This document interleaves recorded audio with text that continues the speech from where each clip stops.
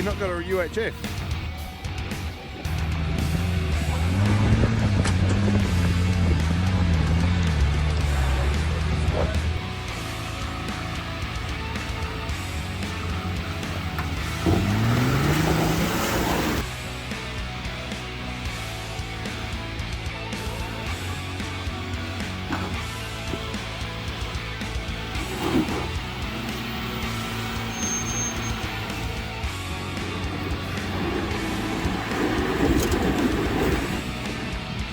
With gusto.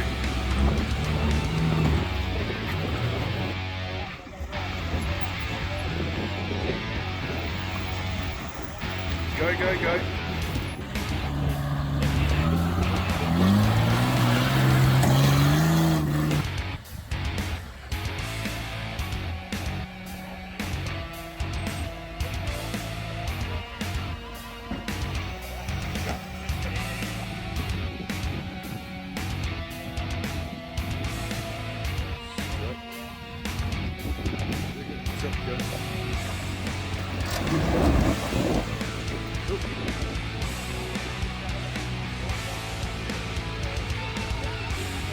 Go, go, go. No, look at him crawl. Crawl over it. Look at this thing.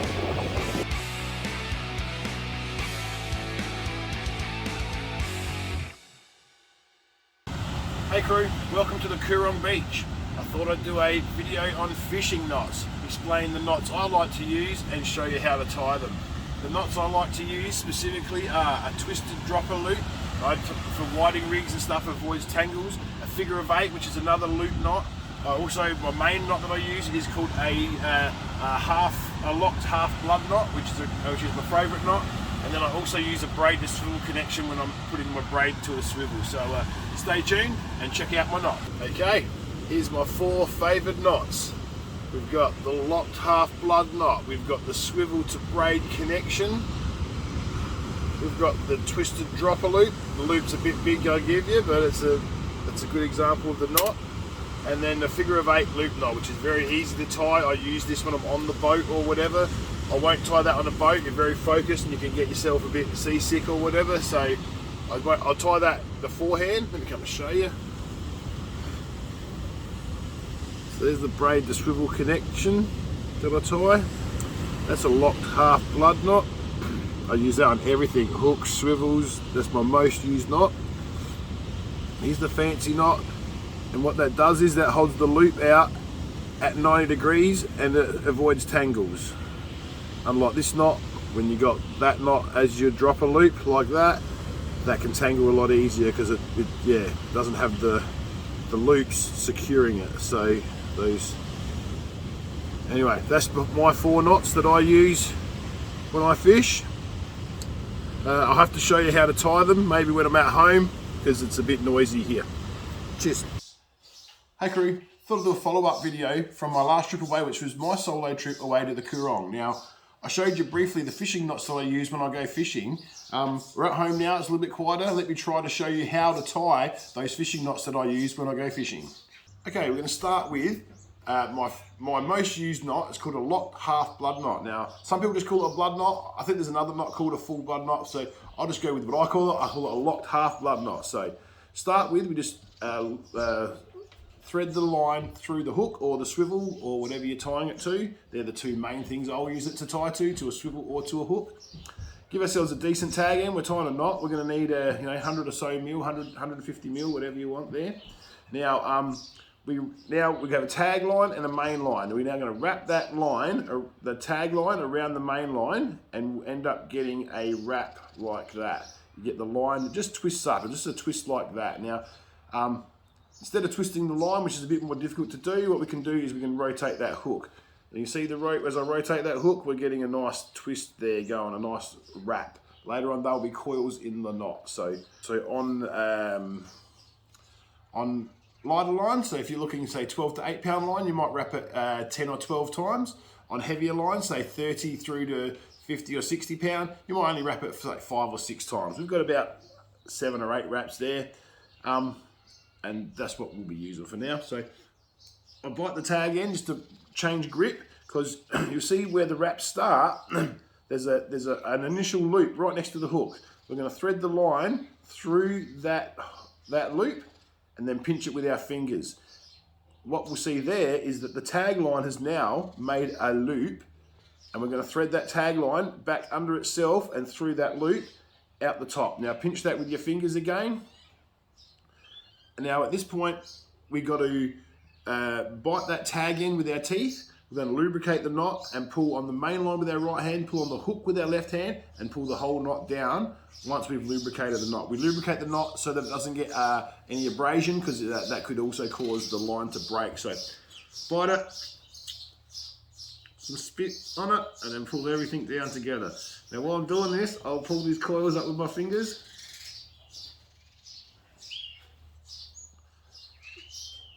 And then pull it down tight.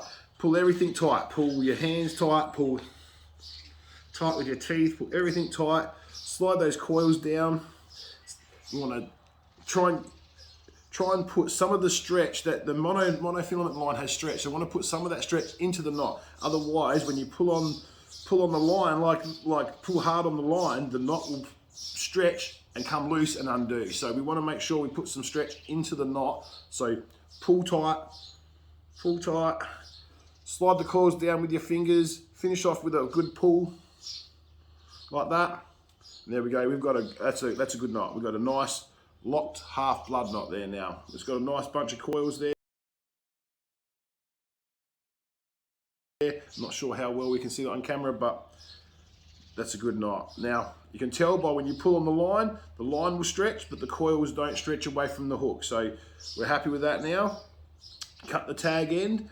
Now give the tag end, don't cut it off short, because if the knot does slip, you want to leave yourself a little bit of room. So 5 to 6 mil I generally like. So yeah, there's a nice tag in there, and that's a good knot. Now I'll be confident that that's going to catch me a fish. Now, while I was away, there was a knot I missed. I didn't show you the silly snell, because like every time I go away, I'm going to tie. Most times I go away, I'm going to go for a mulloway or some snapper or something like that. Or I'm going to need a gang hook. I'm going to fish with a whole fish for a bait. So let me show you how to tie a silly snell. Okay, the silly snell is very easy to tie. We start by sliding the line up the shank of the hook and through the eyelet of the hook. Now this is where we can set the different length of trace we want to set. If you're going to have sowies or garfish, you might want to set it that far apart. If you're fishing with pilchards as bait, you might want to set it that far apart. If you're fishing with garfish or sowies, you may want to tie a third hook on there. I know people who tie 3 hooks just for fishing with pilchards. So this depends how you want to bait your hook and how you want to fish. So I generally just use the 2 hooks. I find it works easily for me. I like to space them, normally about that far apart. It will depend on the pilchards I've got, but we'll go with that. So when you've spaced your hooks far enough apart, you pinch the line to the shank with your finger, just to keep your spacing, and you've obviously already threaded it through the top. Now, a hook is made up of a single piece of wire. The wire comes up, it goes around the loop and goes back onto itself. Now, the side where the wire is a solid piece of wire, we call that the closed side of the hook, and where it bends back around onto itself, we call the open side of the hook. We're about to anchor this on that eyelet and wrap it around. Now, we want to go on the closed side of the hook, because if we go on the open side, it may get caught in between the end of the wire and the wire itself and cut your line. So go on the closed side of that eyelet and then just start wrapping it around the shank. And now the only thing you got to do here is just don't wrap over top of yourself. 5 or 6 wraps is enough. And when you've got your wraps done, again, pinch that with your finger. Grab your tag end again. And to finish the knot, we just thread that tag end through the eyelet again. Pull on that tag end like so. Slide your coils up with your finger. Never be shy to do that. It gets the knots bound up and tight. And there we go. That's a silly snell. Very easy to tie, very quick. You can tie them on the boat very easily. Get used to tying that blood knot so you can tie that real easily. Then you can tie them when you're anywhere. Now, what we've got here is we've got a dropper. We've got a part of a trace. So from here, you might connect this trace to a swivel with another locked half blood knot. You may have a straight swivel like that with a trace coming off of that swivel with these droppers coming off. Now, I'll show you how to tie that trace very shortly, but if you're connecting up to the rest of a trace with this dropper, you'll probably tie yourself a loop knot, thread that loop knot through the dropper loop on your trace, thread your own trace back through its own loop and hook the two loops together, and that's how we'd join a dropper to the trace. So that's a dropper there. You may have one hook, you might have two hooks, you might have three hooks. That's generally how we make a trace. Okay everybody, let me show you the loop knots that I use when I go fishing. The first knot I'm going to show you, it's a very easy knot. It's a super easy knot. You can actually show the kids to tie this knot. They'll be able to tie their own rigs in very short time, apart from maybe the hooks. You might have to help with the hooks, but very easy knot to tie. So let's start with you. Double the line over. Give yourself a decent bit of line, depending on how big you want your loop knot to be. Make a circle, poke the loop of the hook, the tag loop through the loop you've made. Now that right there, you can lubricate that and pull that up tight, and that will make you a loop knot for sure. But under tension they pull tight, and I've had where I've caught some whiting and it pulled tight, and I had a toadfish chomp my hook off, and then I couldn't change my hook because the knot had pulled tight, and I couldn't the loop knot had pulled tight, so had to tie another one next to it and go again. But the easy way to fix that is you get that tag loop and you go around for a second time. Now when you go around for that second time now, that knot is not going to slip. It's never going to slip, I tell you. So anyway, bit of lube on there, and then just pull like that. And there we go. There's our figure of 8 loop knot. Now you can tie that small, obviously you can tie it big. I've tied it big here because it's on the end of the line, and we're actually going to attach a sinker and show you how to attach the sinker to it. So cut the tag end off, 5, 6, 8 mil around there, whatever you like. And there we go, our loop knot. 4 ounce snapper lead. What we do is we pinch the loop together and thread it through the hole of the sinker, like that. Then push the sinker back through the hole, and then we pull that tight, and it makes a nice little connection there. So there we go.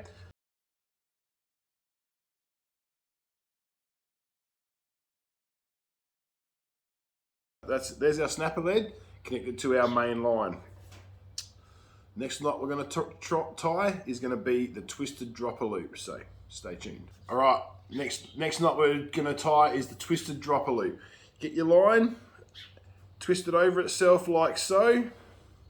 Then what we're going to do is, depending on which way you're twisting it and what hand you're using, you pinch one side of where the line crosses, and then just start twisting it. You see there, I've created the twist. Now, the thing you've got to do is keep a hold of that loop in the middle. As soon as you let that loop go, it's all over, you're gonna start again. And it's very easy to do. So keep your fingers in that middle loop and twist it up. These twists are going to be the loops that bind your loop knot together. Now you'll see I'm maintaining the outer loop at the top here the whole time. That's because in a minute what we're going to do is we'll make that loop that we've been keeping with our fingers bigger and thread the outer loop through the middle of it. Now that outer loop is going to be the loop of our knot. So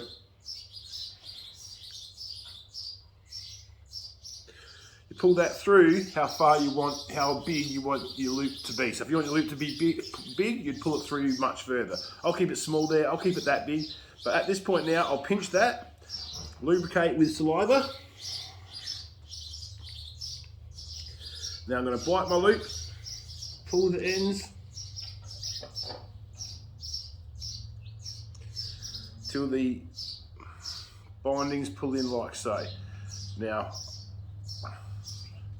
slide them in a bit with your fingers, don't be shy.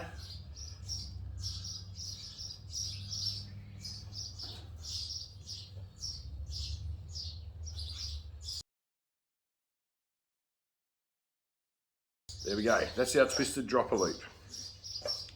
And what you'll find with the twisted dropper loop is it keeps the loop out to the side. You see the line bends rather than the loop coming around and touching the line.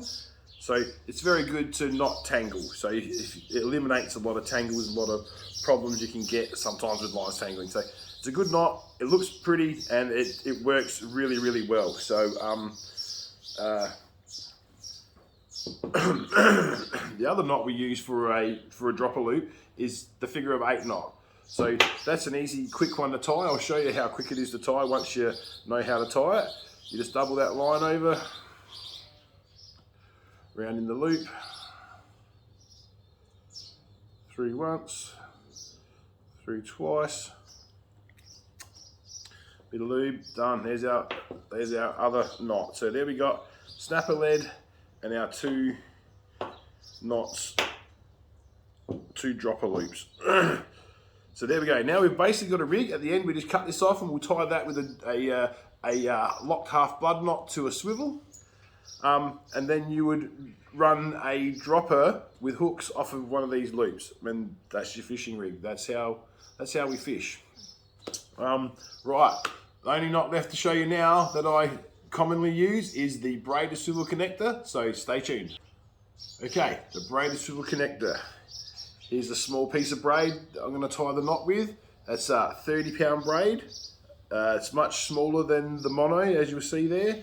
Much smaller diameter, and it behaves differently. Mono stays coiled and behaves like mono. This has no memory. It just sort of does whatever it wants. So you'll see as I'm tying the knot how it behaves differently while we're tying a knot. So anyway, here's our swivel. We're going to just connect the braid to the swivel. So obviously this comes off your main line, off your reel.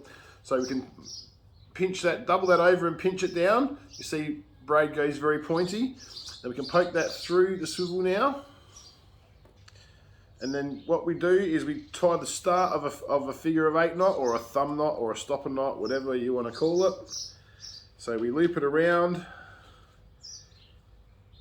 and feed the knot back through the loop that we've made. The tag loop through the loop we've made. So we do that. Like so. Then we pull that knot down a little bit, and that tag loop now, we open up the tag loop, which again is where braid can be a little bit of fun to deal with. What we're going to do is poke the swivel back through that tag loop. There we go. So get that swivel through the tag loop. Now we just pull on the tag and the main line, and you'll see this pulls down tight. You can wrap around just anything that wraps around the swivel, you can just pull forward. There we go. There is the braid to swivel connector. Very easy to tie. I've caught many snapper on it. I've never had one pull through. I've never had one break off or anything. See there, it's a very tidy little knot. I've nothing but great things to say about it. It's easy to tie. I've caught salmon in the surf. I've caught snapper in the boat. So again, cut your tag end off, and there we go. So there we go. We've covered now. We've covered the main line to your swivel. We've covered the locked half blood knot there. That's going to tie your trace to your swivel. Then we've covered the whole trace from when you tie from your swivel to your dropper loops, your dropper loop to connect up to there, and also how to connect your sinker, all with the few knots that I've showed you. So hopefully you can actually see how I've tied the knots, and then hopefully you can practice them at home and master the knots, and then hopefully you catch yourself a fish on the knots that you've tied, and it really is an achievement in itself. So hopefully you can learn how to tie the knots that I've shown you and catch a fish. So cheers. All right, you've seen my knots, now let's go fishing.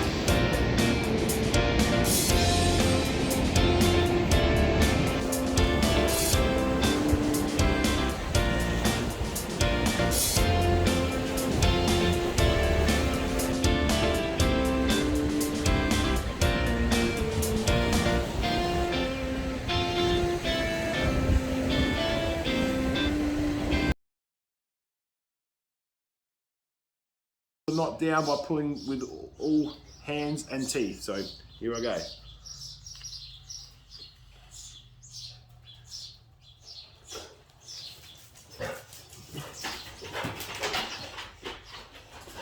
Don't be scared to pull those coils down with your hands.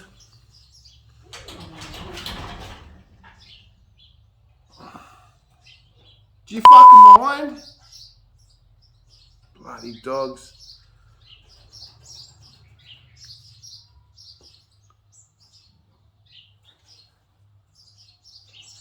Oi, get inside. Get inside.